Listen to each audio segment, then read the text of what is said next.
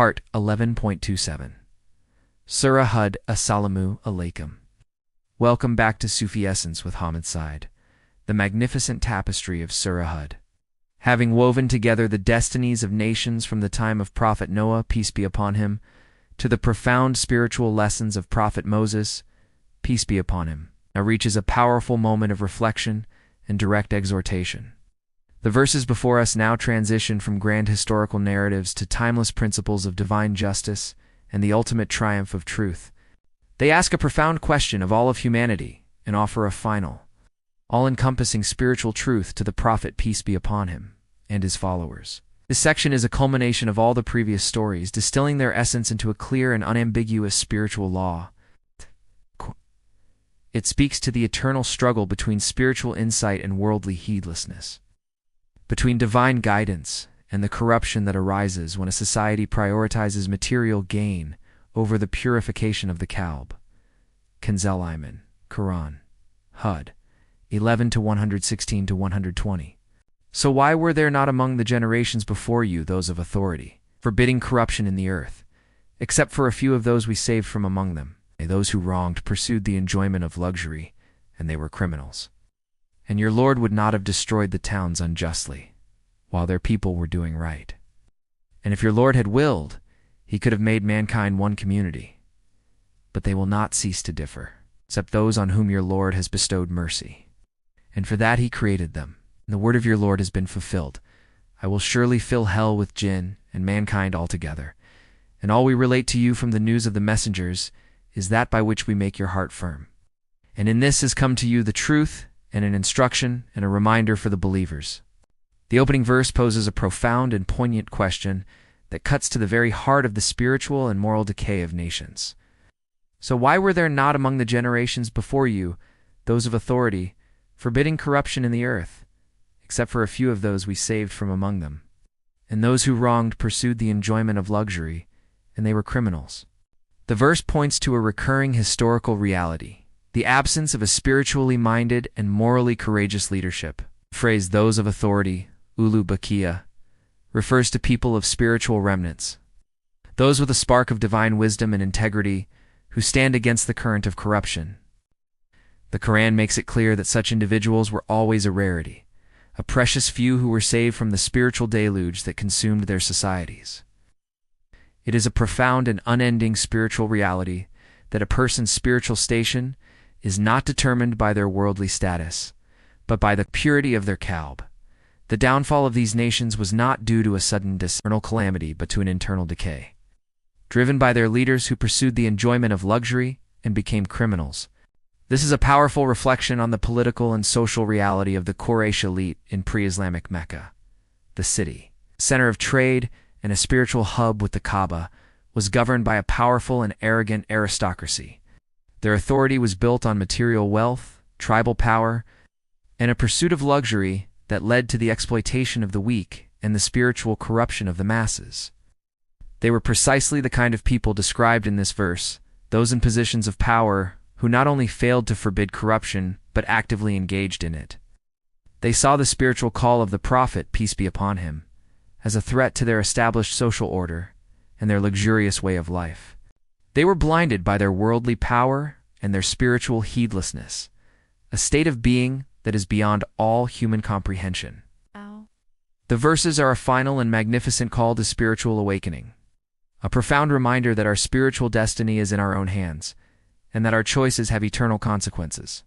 Hadith, the Prophet, peace be upon him, taught, by Allah, it is not poverty that I fear for you, but I fear that the worldly wealth will be abundant for you, as it was abundant for those before you.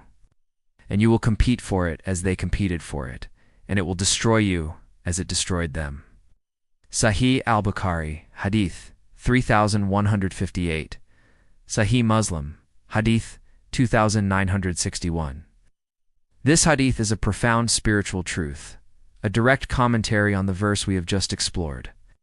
It makes it clear that the spiritual and all-encompassing reality that the pursuit of worldly wealth without spiritual grounding is a path to self-destruction. The people of those past nations were destroyed not by a whim of divine anger, but by their own choices, by the spiritual poison of ambition and greed that corrupted their hearts and their societies. This spiritual and existential reality is present in every single aspect of our lives. The Quran then reinforces the absolute and unwavering nature of divine justice. Your Lord would not have destroyed the towns unjustly, while their people were doing right. This is a profound and poignant truth, that Allah's justice is a manifestation of His magnificent names, ArRahman and ArRaheem. The destruction of nations was not an act of divine tyranny, but a consequence of their own actions. The verses are a final and magnificent call to spiritual awakening, a profound reminder that our spiritual destiny is in our own hands, and that our choices have eternal consequences. It is a profound and unending spiritual reality that a life that is lived in a state of profound and unending surrender to the one who is the ultimate source of all existence will find its ultimate solace and its ultimate purpose in the one who is the ultimate source of all existence. The narrative continues with a philosophical point on the nature of humanity. And if your Lord had willed, He could have made mankind one community. But they will not cease to differ, except those on whom your Lord has bestowed mercy. And for that, He created them. This verse points to the profound and all-encompassing spiritual reality of free will. Allah did not intend for humanity to be a monolithic, identical community. The existence of diversity and differences is a part of the divine plan.